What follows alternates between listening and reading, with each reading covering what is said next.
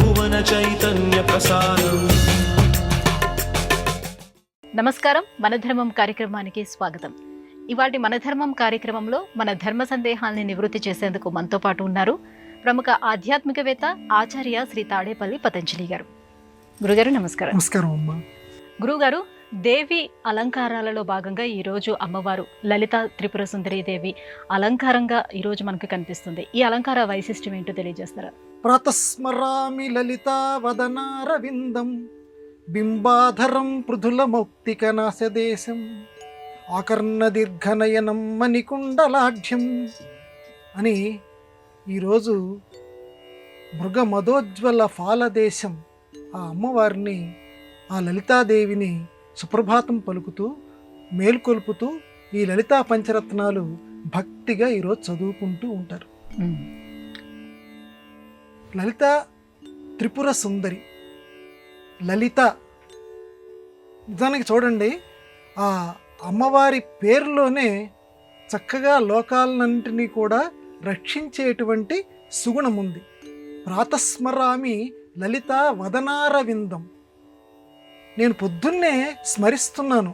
ఎవరిని స్మరిస్తున్నాను? ఆ లలితాదేవి యొక్క వదన అరవిందం, ముఖము అనేటువంటి పద్మాన్ని నేను స్మరిస్తున్నాను అన్నాడు. ఏమంటే అందరు వర్ణన చేస్తుంటారండి, దీన్ని ఇంత గొప్పగా ఎందుకు చెప్తున్నారు వదనారవిందం అని అంటే, పద్మగత లక్ష్మీ, పద్మంలో లక్ష్మీదేవి కొలువై ఉంటుంది. పద్మాసన అంటారు లక్ష్మీదేవిని. కాబట్టి నేను లలిత అమ్మవారిని ఎందుకు కొలుస్తున్నాను, ఆవిడ ముఖాన్ని నేను ఎందుకు స్మరిస్తున్నాను అని అంటే, నాకు లక్ష్మీ వైభోగం కలగాలి అని చెప్పి. ఏమి లక్ష్మి అయ్యా? లక్ష్మి అంటే కేవలం సంపద అని, ఇంట్లో డబ్బు అని మాత్రమే అర్థం కాదు. ఆధ్యాత్మిక పరమైనటువంటి లక్ష్మి కూడా, ఆధ్యాత్మిక వైభవం కూడా. ఆధ్యాత్మిక వైభవం అంటే ఏమిటి? నా మనస్సు స్థిరంగా ఉండాలి. స్థిరంగా ఉండటమే ఆధ్యాత్మిక వైభవం. ఎవడి మనస్సు చంచలంగా ఉంటుందో వాడి దగ్గర ఆధ్యాత్మిక వైభవం లేనట్టు లెక్క. ఎవడి మనస్సు ఒక స్థిరంగా, నేను ఇవాళ గంట సేపు పూజ చేస్తాను అని కూర్చుంటే గంటసేపు వాడు కూర్చోగలగాలి. నేను చెడు పనుల వైపు నా మనస్సు వెళ్ళదు అనుకుంటే మనస్సును ఆ రకంగా నిగ్రహించుకోగలగాలి. అది ఆధ్యాత్మిక వైభవం. ఆ ఆధ్యాత్మిక వైభవాన్ని అనుగ్రహించగలిగినటువంటి తల్లి ఆ ప్రాతస్మరామి లలిత వదనార విందం. ఆ ముఖ శోభ, ఆ లక్ష్మీ శోభను నేను స్మరిస్తే నాకు అటువంటి ఆధ్యాత్మిక వైభవాన్ని, భౌతిక సంపదల్ని కూడా కలగజేస్తుంది. ఈ లలితాదేవి ఎక్కడ పుట్టింది? భండాసురుడు అనేటువంటి రాక్షసుణ్ణి చంపటానికి ఈ దేవతలందరూ కలిసి ఒక హోమం చేశారట. హోమం చేసినటువంటి సందర్భంలో ఆ హోమగుండం నుంచి ఈ లలితా త్రిపుర సుందరి ఆవిర్భవించిందట, ఆ భండాసురుని యొక్క సంహారం కోసం. అందుకే లలితా త్రిపుర సుందరి అవతారంగా అమ్మవారిని చక్కగా ఈరోజు మనం పూజ చేస్తారు. ఆ లలితా త్రిపుర సుందరి అవతారంతో పాటు ఇక్కడ శ్రీశైలం ప్రాంతంలో కూష్మాండాదేవి అవతారం కూడా అమ్మవారికి జరుపుతారు అలంకారంగా. కూష్మాండము అంటే ఈ గుమ్మడికాయ. కు ఊష్మ అండం. విశ్వం ఏ ఆకారంలో ఉందయ్య అని చెప్తే ఒక్కొక్కరు ఒక్కొక్క ఆకారం, ఒకరు నేరేడు పండు ఆకారంలో ఉందని చెప్తారు, ఎందుకంటే జంబూ ద్వీపంలాగా. ఒకరేమంటారంటే గుమ్మడికాయ ఆకారంలో ఉందంటారు. కూష్మాండదేవి అంటే ఆ గుమ్మడికాయ ఆకారంలో ఉన్నటువంటి కు చిన్న, ఊష్మ శక్తి కలిగినటువంటి ఈ విశ్వం భరించేటువంటి, భరింప చేయగలిగినటువంటి శక్తి కలిగిన ఆ అమ్మవారికి నేను నమస్కారం చేస్తున్నాను. అంటే గుమ్మడికాయ స్వరూపంలో ఉన్నటువంటి ఈ విశ్వాన్నంతటినీ కూడా వహిస్తున్నటువంటి తల్లికి నేను నమస్కారం చేస్తున్నాను. కూష్మాండ దేవి. ఆ కూష్మాండ దేవి విశ్వం మొత్తం బహిరుస్తుంది. ఎందుకంటే మన ఇళ్లలో కూడా ఏదైనా కార్యక్రమాలు జరిగినప్పుడు గుమ్మడికాయ పగల కొడతారు. అమ్మ ఆకారంలో ఉన్నటువంటి ఆ కూష్మాండ దేవిని పగల కొడతారు.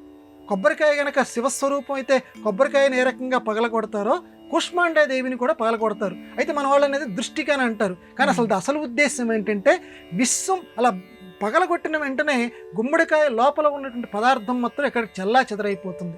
అమ్మని కూడా నువ్వు సేవిస్తే ఈ సృష్టి అంతా కూడా అమ్మ స్వరూపమే కనుక అమ్మ యొక్క రహస్యం ఏమిటో, అమ్మని ఎలా మనం చేరుకోగలమో అదంతా కూడా నీకు తేట తెల్లమవుతుంది. అది గుమ్మడికాయలో ఉంది. అందుకే అమ్మ కూష్మాండాదేవి విశ్వాన్నే తన యందు వహించి ఉన్నది. విశ్వ రహస్యం నీకు తెలియాలి అని అంటే కూష్మాండాదేవిని అర్చన చేయమన్నారు. అందుకే శ్రీశైలం మొదలైన ప్రాంతాల్లో ఈరోజు నవదుర్గల్లో ఒకరైనటువంటి కూష్మాండాదేవి అర్చన కూడా చేస్తారు. ఇటు కొంతమంది ఈ లలితా త్రిపుర సుందరి, బాలా త్రిపుర సుందరి దేవికి ఆరాధన అయిపోయిన తర్వాత లలితా త్రిపుర సుందరి దేవి అవతారం కూడా ఈరోజు అమ్మకి అలంకారం చేసి చక్కటి పూజలు చేస్తారు. ఎందుకంటే లలితత్వం ఆధ్యాత్మిక పరంగా పొందటానికి, ఆ విజయాన్ని మనం సముపార్జించుకోవడానికి అమ్మ భండాసురుడి మీద ఎలాంటి విజయం సాధించిందో, భండాసురుడు లాంటి కష్టాలు ఈ లోకంలో మనకు ఎదురవుతుంటాయి, ఆ కష్టాల నుంచి మమ్మల్ని తప్పించమ్మా.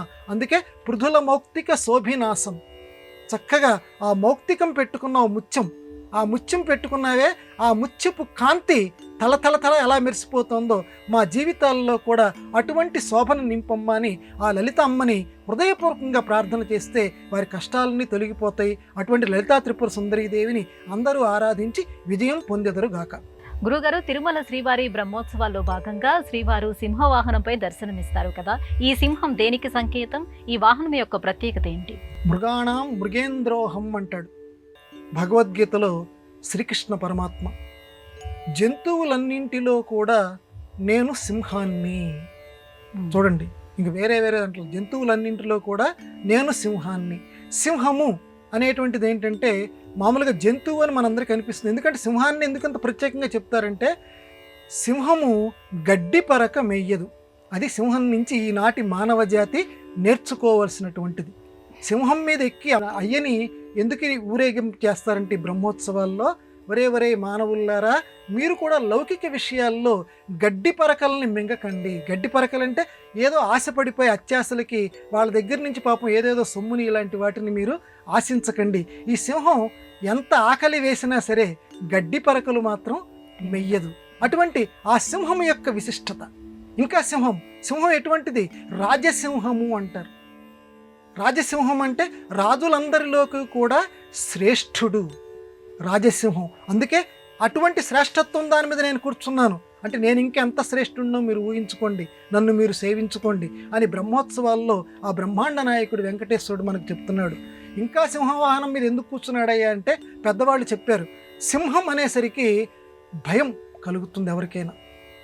ఎందుకంటే ఈ జంతు ప్రదర్శనశాలకి వీటికి తీసుకెళ్ళినప్పుడు కూడా ఆ సింహాన్ని దాన్ని భయద సౌందర్యము అంటారు. భయం కొలిపించే వాటిల్లో సౌందర్యం అది. భయద సౌందర్యం కలుగుతుంది సింహం దగ్గర. కాబట్టి సింహం భయం కలుపుతుంది. ఒరే మానవులారా, మీలో దుష్టభావాలుంటే ఆ దుష్టభావాలు ఉన్నటువంటి వాళ్ళు ఆ సింహాన్ని చూస్తే భయపడండి. కనీసం ఈరోజైనా మీరు భయపడండి. ఆ సింహాన్ని ఎక్కి నేను కూర్చున్నాను కాబట్టి దుష్టత్వంతో ఉంటే నా దగ్గరికి మీరు చేరలేరు. దుష్ట గుణాలను చూసి మీరు భయపడండి. చీల్చి చెండాడుతుంది సింహం అని చెప్పటానికి ఆ మహానుభావుడు వెంకటేశ్వరుడు సింహవాహనం ఎక్కి కూర్చుంటాడు. ఈ రకంగా సింహవాహనం మీద ఆ స్వామి కూర్చొని మనందరినీ కూడా ఈ 4 మాడ వీధుల్లో తిరుగుతూ ఈ లోకాలన్నింటినీ కూడా అనుగ్రహం చేస్తూ ఉంటాడు. ఎందుకంటే సింహం కలలోకి వస్తే ఏనుగు చచ్చిపోతుందట, అంత భయం దానికి. కల్లో మామూలుగా అసలు మనం చూస్తేనే భయం పుడుతుందే, సింహం కల్లోకి వస్తే ఏనుగు చచ్చిపోతుంది, అంత భయం. కాబట్టి అటువంటి సింహం అంటే లోకంలో ఎంత భయంకరంగా ఉంటుందో దాని మీద ఎక్కి కూర్చున్నాడంటే ఆయన భయంకరుడు. అమ్మ ఏ రకంగా కాళరాత్రి ఉందో తానంతటి భయంకరుడు అని చెప్పడానికి సింహవాహనం మీద ఎక్కి కూర్చుంటాడు ఆ స్వామి ఈ తిరుమల వెంకన్న. గురుగారు, శ్రీచక్ర ఆరాధనకి శక్తి ఆరాధన సంవిధానంలో చాలా ప్రత్యేకమైనటువంటి స్థానం ఉంది కదా, ఈ శ్రీచక్ర ఆరాధన రీతిని ఎలా విశ్లేషించుకోవాలి? ఈ దేవీ నవరాత్రుల్లో భాగంగా అసలు విడిగా కూడా చేస్తూ ఉంటారు. దేవీ నవరాత్రుల్లో భాగంగా ఇంకా ఎక్కువగా శ్రీచక్రార్చన చేస్తూ ఉంటారు.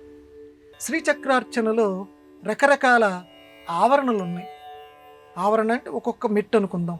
ఈ మెట్టులో నవమావరణం 9వ ఆవరణని బిందువు అంటారు.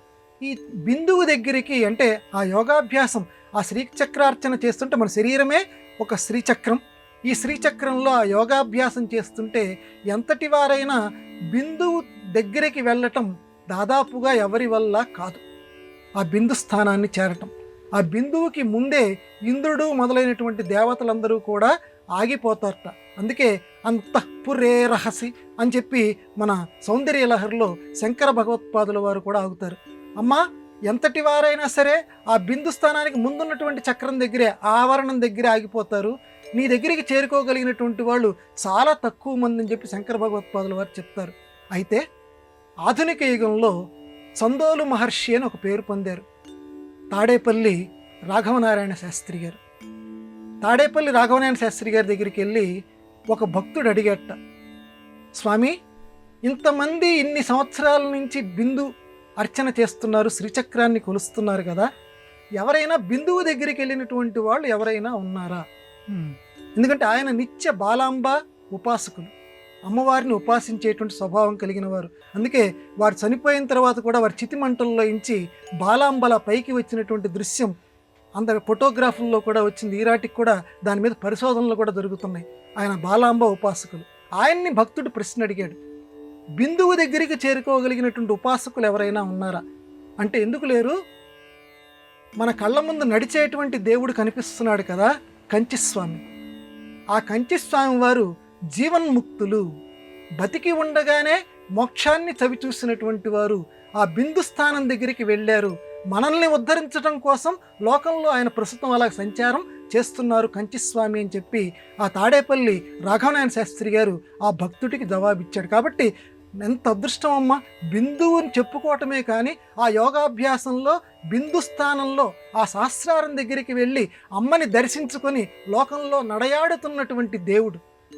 ఆయన నడిచినటువంటి పాదాలు, ఆయన నడిచినటువంటి పాదముద్రలు కలిగినటువంటి పవిత్ర భారతదేశం మంది. అటువంటి గొప్పతనం కలిగినటువంటి మహాపురుషులు, సిద్ధపురుషులు మన భారతీయ సంస్కృతిలో ఉన్నారు. వారందరినీ సంస్మరించుకొని అందరూ కూడా ఆ నాదబిందు ఉపాసన అంటారు, ఆ నాదబిందు ఉపాసన చేసి అందరూ ధరించెదరుగాక. గురుగారు, తిరుమల శ్రీవారి బ్రహ్మోత్సవాల్లో భాగంగా శ్రీవారు ముత్యాల పందిరి కింద ముగ్ధ మనోహరంగా గోచరమవుతారు. ఈ ముత్యాల పందిరి వాహన సేవ విశేషాలను తెలియజేస్తారా?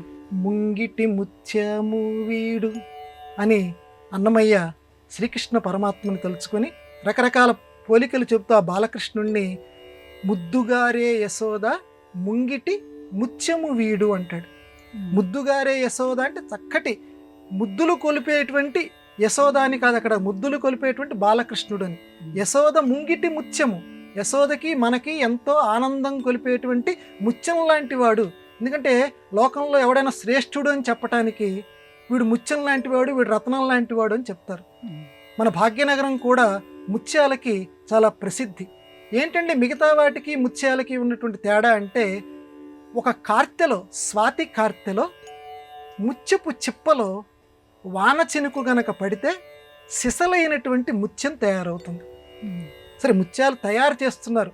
ఆ తయారు చేసే ముత్యాల కంటే కూడా ఇలా స్వాతి కార్తెలో ముత్యపు చిప్పలో పడిన తర్వాత సహజమైనటువంటి ముత్యం వస్తుంది. అందుకే వెంకటేశ్వర స్వామిని కూడా మౌక్తిక స్రగ్వి అంటారు. ఆయనకి ఆభరణం ఒకటి, ఆయనకి రకరకాల ఆభరణాల స్వామివారికి, అందులో మౌక్తిక స్రగ్వి ముత్యాలహారం. ముత్యంతో స్వామివారిని ఆ మౌక్తిక స్రగ్వితోటి అలంకరిస్తే భక్తులకు తృప్తి కలగదని చెప్పి ముత్యాల పందిరి కింద స్వామివారికి ఈరోజు వాహన సేవ చేస్తారు. వాహన సేవ చేయటం వల్ల అదృష్టం ఏంటంటే, ముత్యం ఎంత స్వచ్ఛంగా తళతళలాడుతూ ఉంటుందో ఆ స్వామి యొక్క దర్శనం చేసిన తర్వాత కూడా మన మనస్సు కూడా ఒక ముత్యంలాగా మెరవాలి, ముత్యంలాగా శోభని మనం పొందాలి అనేటువంటి ఒక తాత్విక సందేశం మనకు తెలియచేయటానికి, అంటే స్వచ్ఛంగా జీవితం గడపండి, ముత్యం ఎలా స్వచ్ఛంగా ఉందో మనం కూడా అంత స్వచ్ఛతను గడపండి అని చెప్పడానికి ముత్యాల పందిరి వాహనంలో స్వామివారిని ఊరేగిస్తారు. అంతేనా? దీనికి ఇంకొక వివరణ కూడా చెప్పారు. తామరాకు మీద నీటి బొట్టు అన్నారు. తామరాకు మీద నీటి బొట్టు ముత్యంలాగా మెరుస్తూ ఉంటుంది. ఆ రకంగానే ఈ ప్రపంచంలో నువ్వు బతుకు. తామరాకు మీద నీటి బొట్టు తామరాకు అంటుకుందా లేదా అంటే అంటుకున్నట్టు అనిపిస్తుంది, అంటుకోలేదు అన్నట్టు అనిపిస్తుంది. ప్రపంచంలో కూడా అలాగే బతకాలి, వాళ్ళతోటి బంధం పెంచుకోవాలి. ఏకాకి జీవిని నేను అన్నట్టుగా ఎవడికి వాడు తన గమ్యస్థానం ఆత్మానం ఉద్ధరయేత్, ఎవడికి వాడు తను ఉద్ధరించుకునేటువంటి కార్యక్రమంలో ప్రతిక్షణం కూడా చాలా జాగ్రత్తగా ఉంటుండాలి. రేపు చేద్దాంలే, ఈ 10 సంవత్సరాలు మనం కులాసాగా ఉందాం, ఏ 40-50 సంవత్సరాలు ముసలితనం వచ్చినప్పుడు చూసుకుందాంలే అంటే కుదరదు. అప్పటిదాకా నువ్వు ఉంటామని హామీ ఏముంది? ఎముడు జుట్టు పట్టుకొని కూర్చున్నాడు, ఎప్పుడు నిన్ను యువతలకి లాగేస్తాడో తెలియదు. అందువల్ల తామరాకు మీద నీటి బొట్టులాగా అనుబంధాలు తెంచుకోమని చెప్పట్లేదు. అనుబంధం పెట్టుకో, అనుబంధం పెట్టుకున్నట్టుగా ఉండు, అనుబంధం లేకుండా ఉండు, ఏకాకి జీవి నువ్వు, ఆ విషయం ఎప్పుడు మర్చిపోవద్దని చెప్పడానికి తామరాకు మీద నీటి బొట్టు ముత్యంలా ఎలా ప్రతిభాసిస్తుందో నీ జీవితం కూడా ఆ రకంగానే ఉండాలి సుమా అనేటువంటి తాత్విక బోధని మనకు తెలియచేయటానికి వెంకటేశ్వరుడు ముత్యాల పందిరి వాహనంలో చక్కగా ఈ బ్రహ్మోత్సవాల్లో తిరుగుతూ ఉంటాడు. గురుగారు, విష్ణు సహస్రనామ స్తోత్రానికి పాండవులు, శ్రీకృష్ణుడు తప్ప మరెవరు కూడా శ్రోతలు లేరు కదా, మరి ఈ నామాలను ఎవరు రాశారు? విష్ణు సహస్రనామాలు మనకి మహాభారతంలోనే లభిస్తున్నాయి. అయితే ఇది వ్యాసుడు రాసేటువంటి సందర్భం చాలా గమ్మత్తైనటువంటి సందర్భం. ఇది కంచిస్వామి వారే చెప్పారు దీనికి జవాబు. విష్ణు సహస్రనామం భీష్ముడు ధర్మరాజాదులకు చెప్తాడు. విష్ణువు ఎంత అదృష్టం అంటే ఎదురుకుండా విష్ణుమూర్తి స్వరూపమైనటువంటి శ్రీకృష్ణుడు నిలబడి ఉండగా ఎంత అదృష్టం వస్తుంది భీష్ముడికి. ఆ విష్ణువుకి సంబంధించినటువంటి 1000 నామాలు భీష్ముడు ఈ ధర్మరాజు మొదలైనటువంటి పాండవులకి కృష్ణుడికి చెప్తాడు. అయితే భీష్ముడు చెప్పేటప్పుడు ఆ రోజుల్లో టేప్ రికార్డర్ అంటూ ఏమీ లేదు. ఆయన చెప్పుకుంటూ వెళ్ళిపోయాడు. 1000 సహస్రనామాలు చెప్పుకుంటూ వెళ్ళాడు. చెప్పిన తర్వాత వీళ్ళకి సందేహం వచ్చింది. అయ్యయ్యో, ఇంత గొప్పవి చెప్పాడు ఈయన సహస్రనామాలు, ఇవి మనకి ఎలా గుర్తుంటాయి అని అనుకుంటే అప్పుడు అందరూ మళ్ళీ ఇవన్నీ మాకు ఎలా గుర్తుంటాయి, నువ్వే చెప్పాలి మాకు స్వామి అని ఆ శ్రీకృష్ణుడిని వేడుకుంటే శ్రీకృష్ణుడు అన్నాడు, మన అందరిలోకి ఆ సహదేవుణ్ణి చూసారా, కొంచెం ప్రత్యేకంగా ఉన్నాడు అన్నారు. ఏంటి వాడి దగ్గర ప్రత్యేకం అంటే, వాడి దగ్గర సూత స్ఫటికము వాడి మెడలో వేళ్లాడుతోంది చూసారా అన్నాడు. సూత స్ఫటికము అంటే స్ఫటికము స్వచ్ఛం, అందులో శబ్దగ్రహణ శక్తి కలిగినటువంటి స్ఫటికంట సూత స్ఫటికం. అందువల్ల ఆ సూత స్ఫటికం ఆయన దగ్గర వేళ్లాడుతోంది. సహదేవుణ్ణి వెళ్ళి ఆ భీష్ముడి దగ్గర వెళ్ళి ఒకసారి కూర్చోమనండి, వ్యాసుణ్ణి కూడా రమ్మనండి, అది ఈ పాటికే ఆ భీష్ముడు చెప్పినటువంటి ఆ మొత్తం 1000 నామాలని తనలో గ్రహించుకుంది. ఇప్పుడు వ్యాసుడు మళ్ళీ రచించడానికి వీలుగా భారతంలో వాటిని తిరిగి పొందుపరచడానికి వీలుగా ఆ శబ్దగ్రహణ శక్తి కలిగి ఉన్న స్ఫటికం ఉపయోగపడుతుంది, ఒకసారి అక్కడికి వెళ్ళి కూర్చోమనండి చాలన్నట్ట.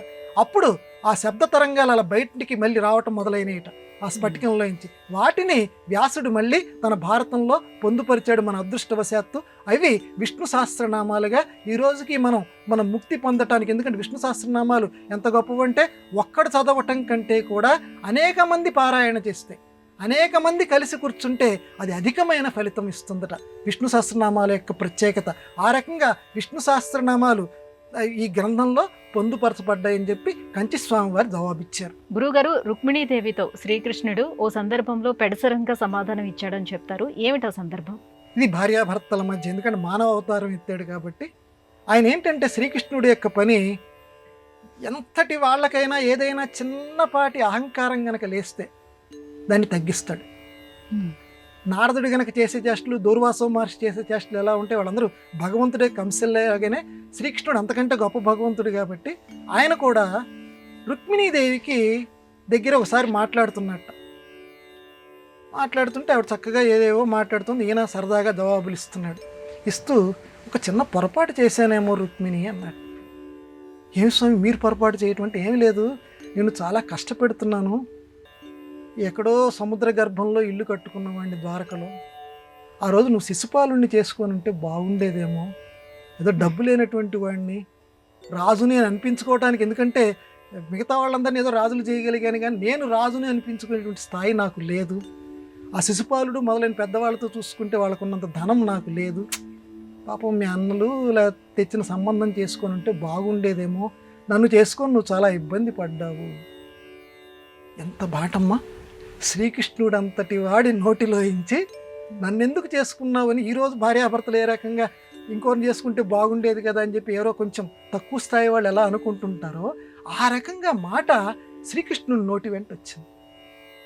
రుక్మిణీదేవి ఒడ్డున పడ్డ చేపలాగా గిలగిలగిలగిలాడిపోయింది, కళ్ళమ్మ నీళ్లు తెచ్చేసుకుంది. ఒక్కసారి ఆవిడికి కలలో కూడా ఇటువంటి మాట ఏంటి, ఇంకొకరిని చేసుకుంటే బాగుండేది, ఇట్లాంటి మాట అంటున్నాడు ఏమిటి శ్రీకృష్ణుడు అని చెప్పి చాలా బాధపడి కళ్ళమ్మ నీళ్ళు వస్తుంటే అప్పుడు మళ్ళీ అర్రే ఏదో సరదాగా అన్నాను రుక్మిణి, దీనికి నువ్వు ఇంత బాధపడతావు, అయ్యయ్యో దీన్ని అంత మామూలుగా ఏదో చమత్కారంగా తీసుకో అని చెప్పి ఓదార్చేట. కానీ ఆవిడ చేత ఆ పాటైనా సరే దుఃఖం ఎందుకు కలిగించాడయ్యా, ఆ గ్రంథంలో ఎందుకు అలా రాశారయ్యా అంటే పెద్దలు ఈ రకంగా దాన్ని విశ్లేషణ చేశారు.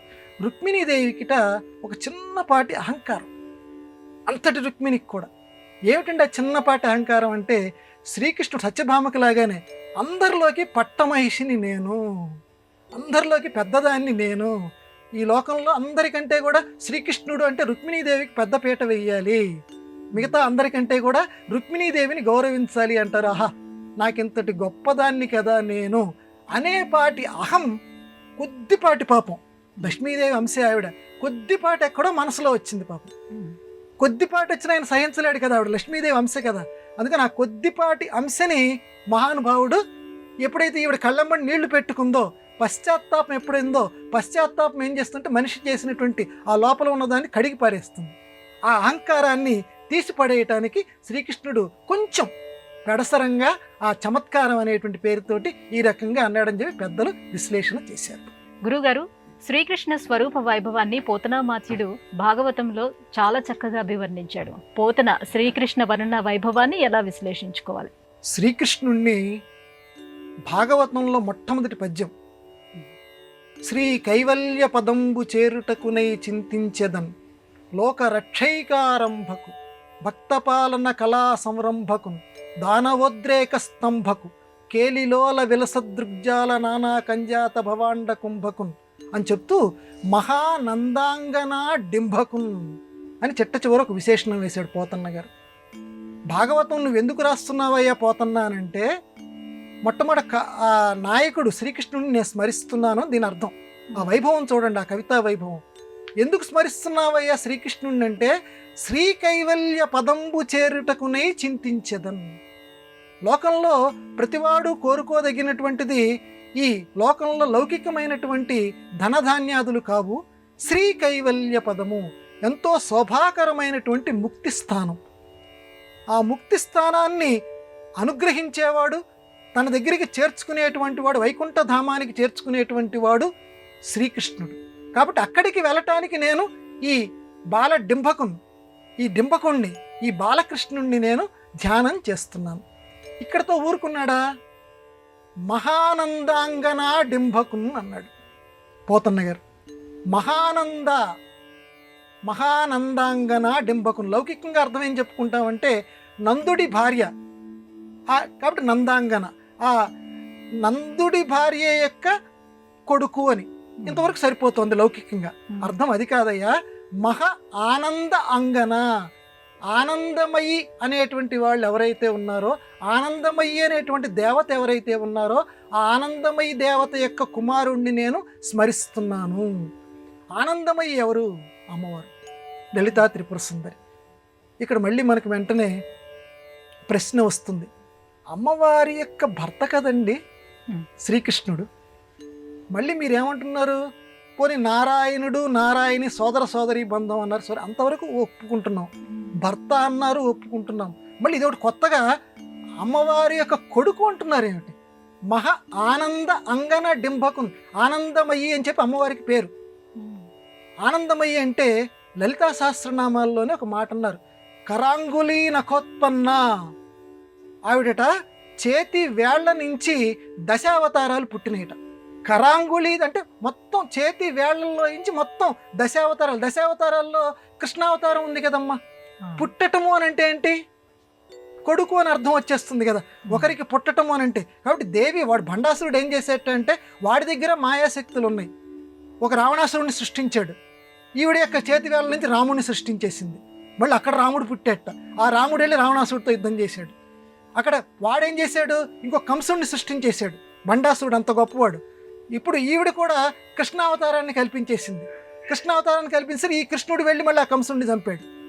ఇట్లా ఈవిడ చేతి వేళ్ల నుంచి పుట్టేట. చేతి వేళ్ల నుంచి పుడితే అప్పుడు ఏమవుతాడు?